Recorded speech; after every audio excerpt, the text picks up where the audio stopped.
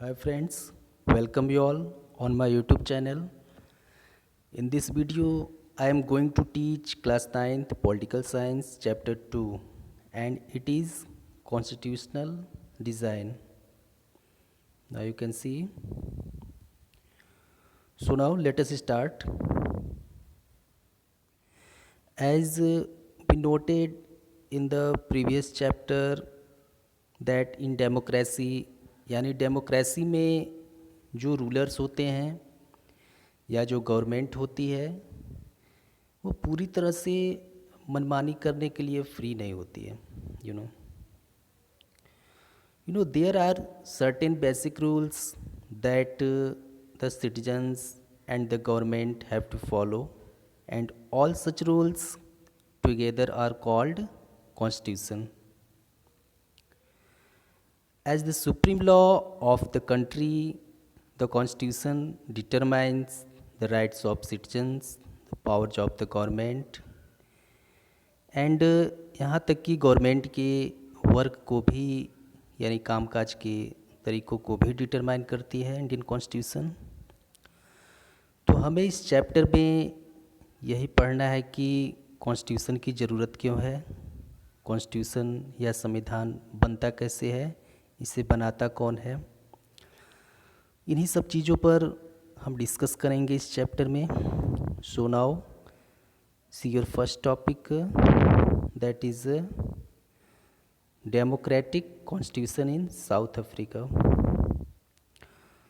So now you can see this statements. I have fought against white domination and I have fought against black domination. So now you can see these statements.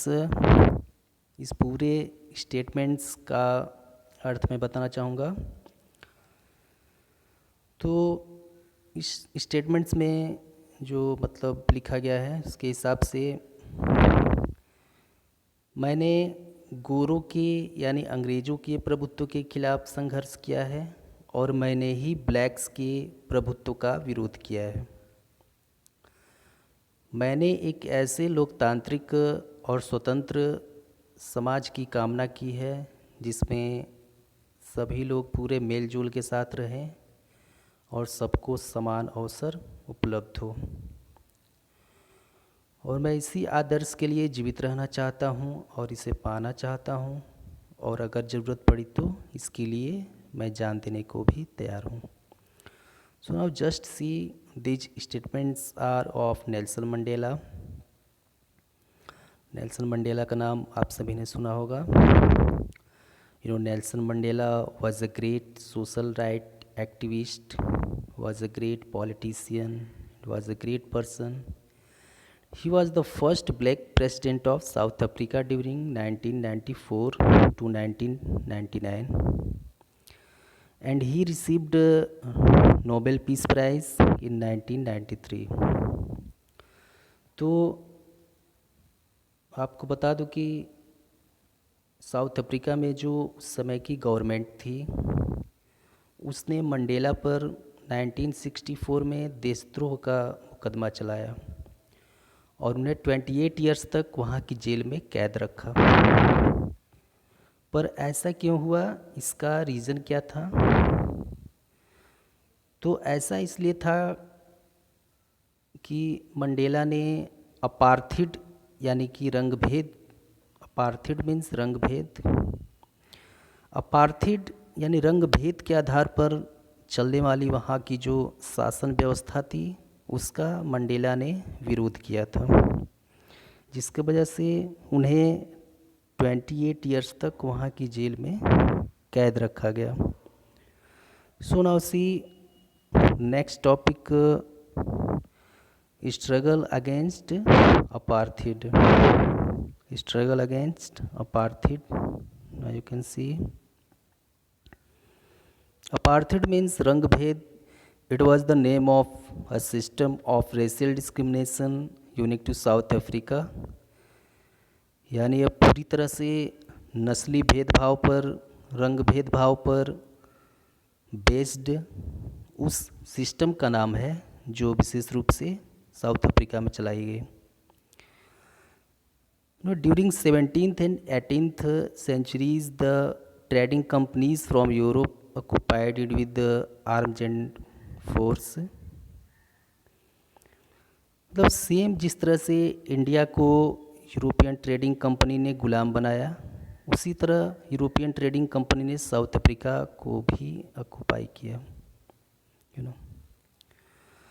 A large number of whites had settled in South Africa and became the local rulers, and धीरे धीरे गोरों ने यानी अंग्रेज़ों ने पूरे शासन को अपने हाथों में ले लिया। This system of apartheid divided the people on the basis of their skin color।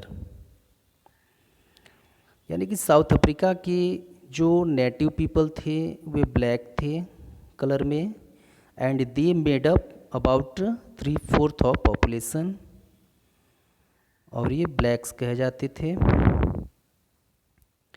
In blacks and whites के अलावा वहाँ पे मिक्स्ड रेसेस के लोग भी थे, and they where called coloured. And वहाँ पे भारतीय मूल के लोग भी थे जो कि इंडिया से गए हुए थे और वहाँ पर सेटल हो गए थे, जो कि भारतीय मूल के लोग थे। White rulers treated non white as inferiors and they did not have voting right. The apartheid system was particularly oppressive for the blacks। यानी ये जो अपार्थिड सिस्टम था, रंग भेद के आधार पर चलने वाली शासन व्यवस्था, यह पूरी तरह से ब्लैक्स के लिए ऑपरेसिव थी। ऑपरेसिव मीन्स अत्याचारी कह सकते हो आप, दमनकारी कह सकते हो, यानी पूरी तरह से अत्याचारपूर्ण था। जो सिस्टम था अपार्थिड पूरी तरह से ब्लैक्स के लिए अत्याचारपूर्ण था। एंड आपको बता दूं कि ये जो ब्लैक लोग थे, वाइट लोगों के यानी गोरे लोगों के एरियाज़ में रहने के लिए पूरी तरह से इनको बैन था, मनाही थी। यानी ये वाइट एरियाज़ में जा भी नहीं सकते थे, and they could work in white areas only if they had a permit. Work के लिए भी ब्लैक लोग वाइट एरियाज़ में जो है मतलब वर्क के लिए जाने के लिए भी परमिशन लेनी पड़ती थी, परमिशन की ज़रूरत पड़ती थी।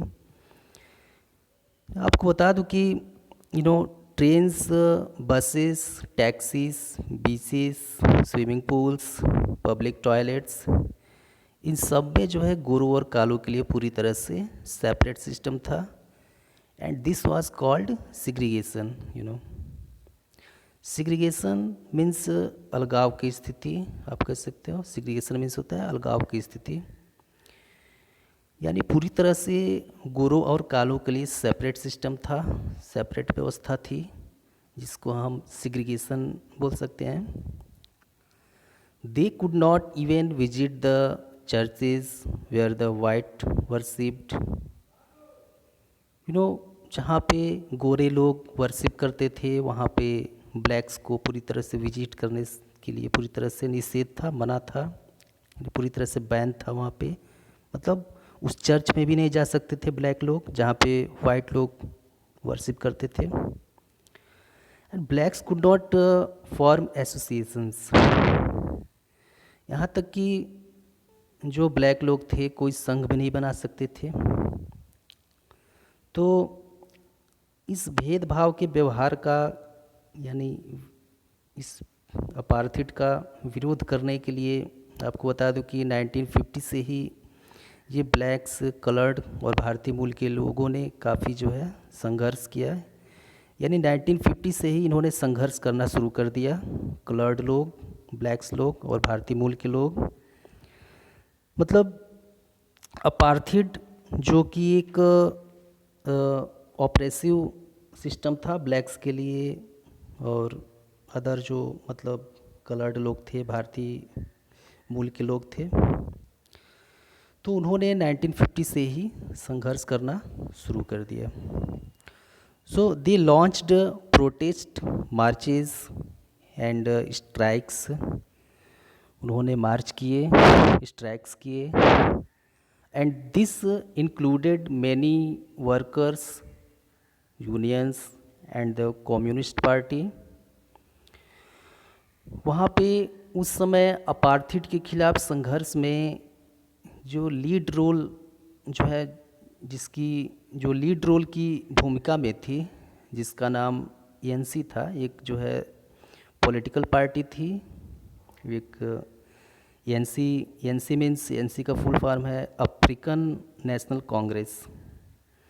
एएनसी जो कि अफ्रीकन नेशनल कांग्रेस एक पॉलिटिकल पार्टी थी, एक पॉलिटिकल ऑर्गेनाइजेशन था। ये एक तरह से राजनीतिक संगठन था जो कि अपार्थिड के विरोध में लीड रोल की भूमिका निभा रहा था।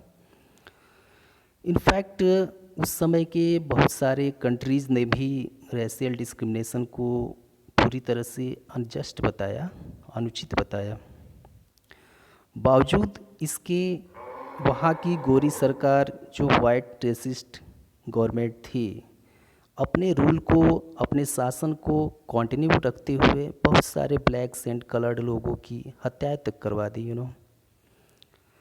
सो now thanks, and next part in next video. Okay, thanks.